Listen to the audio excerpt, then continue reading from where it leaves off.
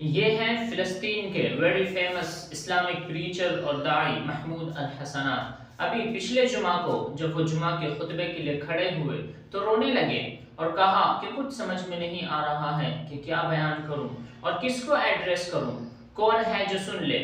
جب 30,000 سے زائد شہداء ہوں، جب 70,000 سے زائد زخمیوں کی تعداد ہو، لاکھوں ریفیوجی کیمپ میں ہوں اور کھانے کے لیے روٹی نہ ہو اور پینے کے لیے صاف پانی نہ ہو اور معصوم بے موت مارے جا رہے ہوں، جب ان سب چیزوں نے اس امت کو خواب غفلت سے بیدار نہ کیا، میرے خطبے سے تو یہ ناممکن ہے۔ پھر وہ رونے لگے۔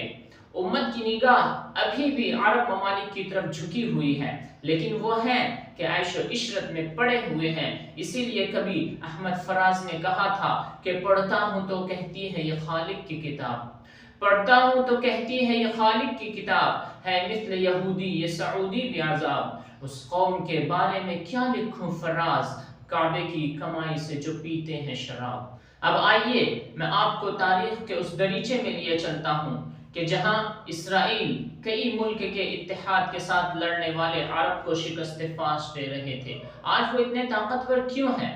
اس کی وجہ ہے، بات ہے 1973 کی۔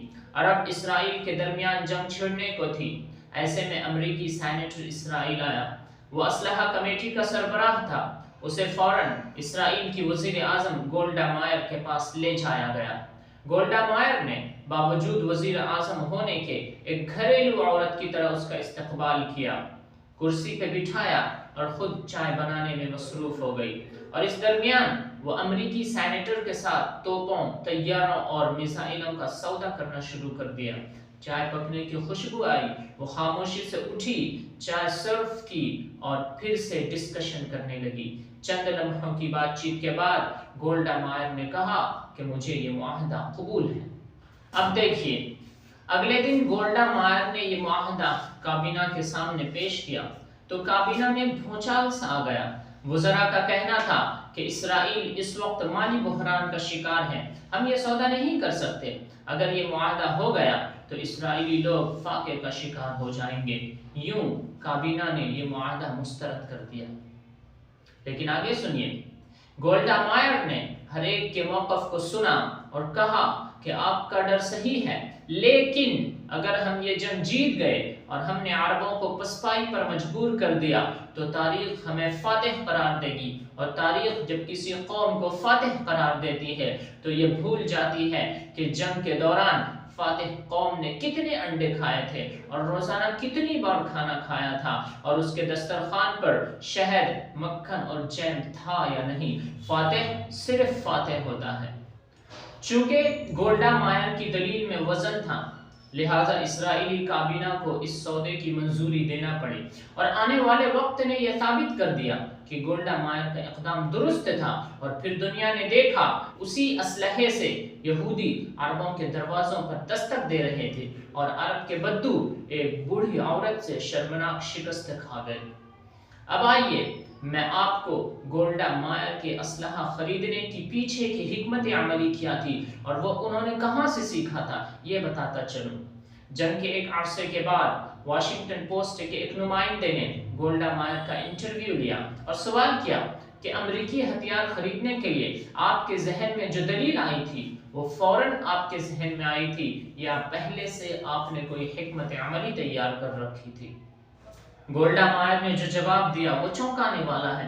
وہ بولی کہ میں نے یہ استدلال اپنے دشمنوں یعنی کہ مسلمانوں کے نبی پروفٹ محمد سے لیا تھا، پیس بی اپون ہم۔ وہ آگے کہتی ہیں کہ جب میں اسٹوڈنٹ تھی تو ڈیفرنٹ ریلیجن کو پڑھنا اور کمپیئر کرنا واز مائی فیوریٹ، تو انہی دنوں میں نے پروفٹ محمد کی بایوگرافی پڑھی۔ اس کتاب میں آثر نے ایک جگہ لکھا تھا کہ جب prophet Muhammad peace be upon him اس دنیا سے جانے لگے تو آپ کے گھر میں اتنی رقم نہیں تھی کہ چراغ جلانے کے لیے تیل خریدا جا سکے، لیکن اس وقت بھی گھر کی دیواروں پر 9 تلواریں لٹک رہی تھیں۔ آگے وہ کہتی ہیں کہ جب میں نے یہ واقعہ پڑھا تو سوچا کہ دنیا میں کتنے لوگ ہوں گے جو مسلمانوں کی پہلی ریاست کی کمزور اقتصادی حالت کے بارے میں جانتے ہوں گے، لیکن مسلمان آدھی دنیا کے فاتح ہیں، یہ بات تو پوری دنیا جانتی ہے۔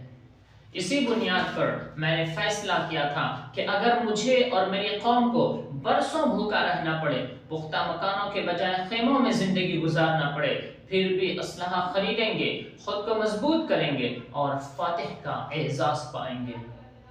آگے انٹرویور کہتا ہے کہ اس کے بعد جب میں نے تاریخ اسلام کا مطالعہ کرنا شروع کیا تو میں عرب کے بدوؤں کی جنگی حکمت عملی دیکھ کر حیران رہ گیا، کیونکہ مجھے معلوم ہوا کہ وہ طارق بن زیاد کہ جس نے اپنی کشتیاں جلا دی اور شہنشاہ روڈرک کے لاکھوں کی فوج کے مقابلے اپنی 12,000 کی فوج اتاری، باہر سے کوئی مدد نہیں تھی، اسلحے کم تھے، کھانے کو کھانا میسر نہیں تھا، لیکن بے پناہ محبت تھی، اتنا جذبہ تھا کہ لاکھوں کی فوج کو پسپائی پر مجبور کر دیا۔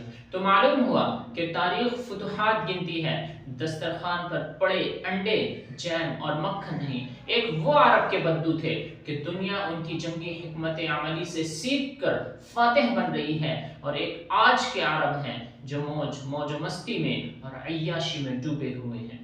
رسول اللہ نے اور اسلام کے جانباز سپہ سالاروں نے ہمیں یہ خاموش پیغام دیا تھا کہ اپنی ڈیفنس کو ہمیشہ مضبوط رکھو، لیکن اس پیغام کو ہم نے نظر انداز کر دیا۔ پھر کیا ہوا؟